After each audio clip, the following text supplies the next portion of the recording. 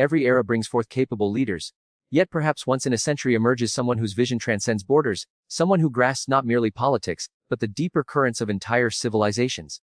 Lee Kuan Yew was that extraordinary figure. He built modern Singapore from a vulnerable island into a global powerhouse. But his wisdom reached far beyond its shores. He understood America without ever being American. He comprehended China without ever being mainland Chinese. Because of that rare perspective, the world's mightiest figures sought his counsel.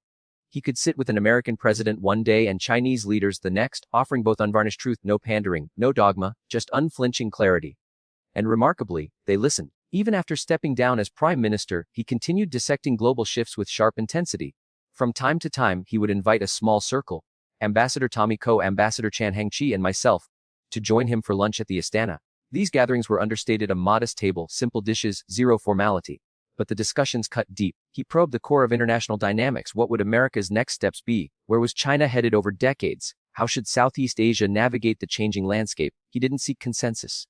He sought unclouded vision. He demanded we strip away delusions. He posed tough questions. He dismantled comfortable assumptions. He mapped out possibilities years before they dominated news cycles. Those lunches weren't social occasions. They were masterclasses in how a small nation deciphers superpowers and how a profound intellect reads the world. Those conversations profoundly shaped my own views on America, China, and global order. Today, I want to pass on the heart of what Lee Kuan Yew conveyed, his messages to America, his insights for China, and why those observations ring more urgent now than ever.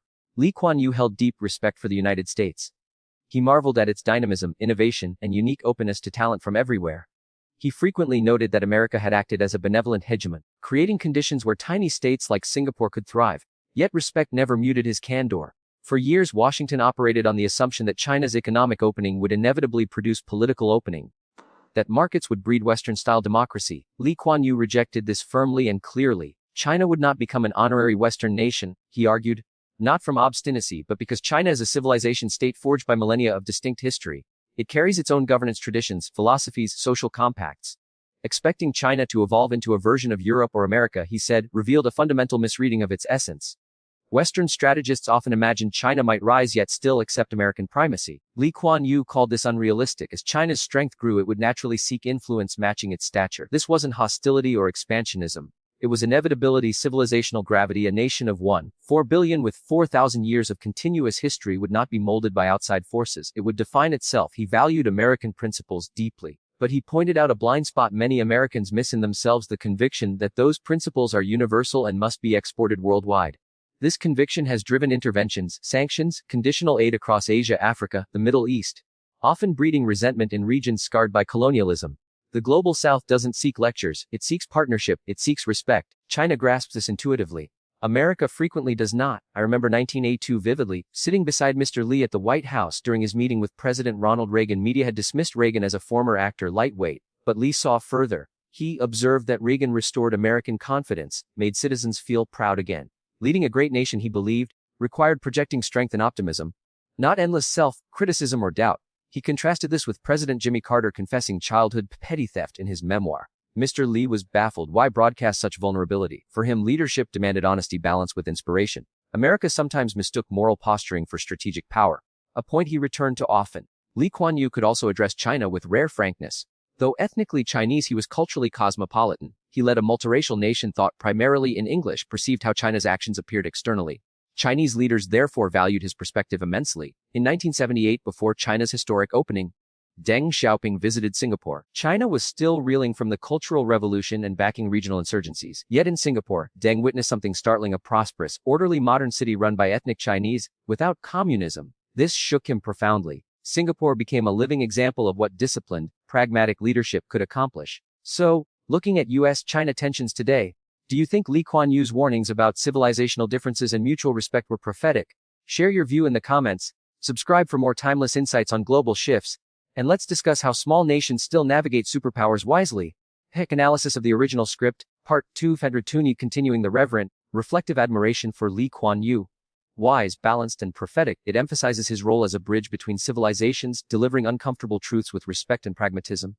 The mood is somber toward the end, highlighting his absence amid rising US-China tensions. Style: personal narrative with historical anecdotes, direct messages, paraphrases from LKY, and numbered truths. For clarity, elegant, measured prose with rhetorical builds and a concluding legacy statement. Conversational yet statesmanlike, suitable for thoughtful voiceover. Structure, continuation of Deng Xiaoping's 1978 visit and LKY's candid advice to China, LKY's warnings to China about restraint vs hubris 1988 incident with U.S. diplomat expulsion asserting sovereignty, LKY's broader vision of China's rise as the century's defining event, his balanced advice to America, China, and Southeast Asia, summarized in 3 truths, closing on his legacy of safe for diversity and warning about U.S.-China coexistence cuts off its intended message. Lee Kuan Yew's unique civilizational perspective allowed him to guide both superpowers toward mutual respect and restraint. His insights, rejecting forced convergence, emphasizing sovereignty, and advocating coexistence amid diversity, are critically needed today as U.S.-China rivalry risks global instability.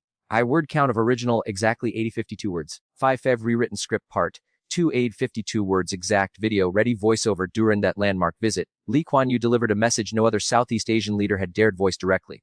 China's support for revolutionary movements was alarming its neighbors. He told Deng Xiaoping plainly if China truly sought regional stability and economic ties, it must end exporting revolution. Deng listened intently. In the years that followed, China phased out backing for insurgencies across the region. It marked one of the most pivotal shifts in modern Asian history. Mr. Lee believed China could achieve extraordinary success through meritocracy, pragmatism, consistent governance, and bold yet careful experimentation. He respected China's discipline, its eagerness to study successes, learn lessons, and adapt policies. Yet he cautioned that true modernization demanded humility, arrogance would invite pushback. His counsel was straightforward: your neighbors applaud your advancement. But Lee Kuan Yew's unique civilizational perspective allowed him to guide both superpowers toward mutual respect and restraint. His insights, rejecting forced convergence, emphasizing sovereignty, and advocating coexistence amid diversity, are critically needed today as U.S.-China rivalry risks global instability.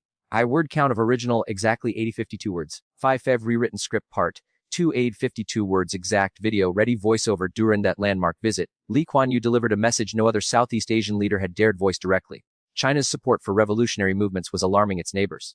He told Deng Xiaoping plainly if China truly sought regional stability and economic ties, it must end exporting revolution. Deng listened intently. In the years that followed, China phased out backing for insurgencies across the region. It marked one of the most pivotal shifts in modern Asian history. Mr. Lee believed China could achieve extraordinary success through meritocracy, pragmatism, consistent governance, and bold yet careful experimentation. He respected China's discipline, its eagerness to study successes, learn lessons, and adapt policies. Yet he cautioned that true modernization demanded humility, arrogance would invite pushback. His counsel was straightforward: your neighbors applaud your advancement.